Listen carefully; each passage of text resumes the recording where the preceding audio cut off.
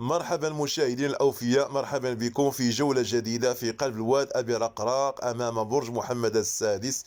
يعلو سماء مدينة سلا ببرج محمد السادس الذي يعتبر إحدى المعالم الحديثة الرائعة في مدينة سلا. يمثل هذا البرج الضخم تحفة هندسية فريدة، وهو يعكس بفخر رؤية المستقبل للمملكة المغربية.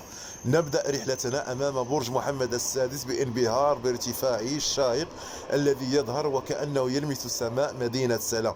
يمكنك بداية بالتجول حول قاعدته الضخمة والاستمتاع بالتصميم الحديث الذي يجمع بين العناصر التقليدية والعصرية. استمتع بالمناظر الطبيعية الرائعة لمدينة سلا، والمحيط البحري من أعلى البرج يوفر لك ارتفاع الاستثنائي للبرج فرصة فريدة والاستمتاع بالمناظر الجميلة يمتد إلى أفق البحر الأطلسي.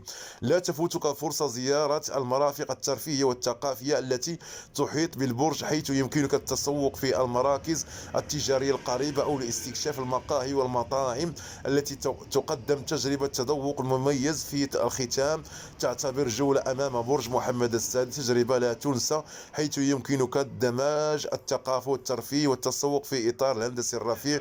وشكرا لكم أيها المشاهدين الأوفياء أينما كنتم في أنحاء العالم، ومرحبا بكم في قناتكم شوف واستفيد.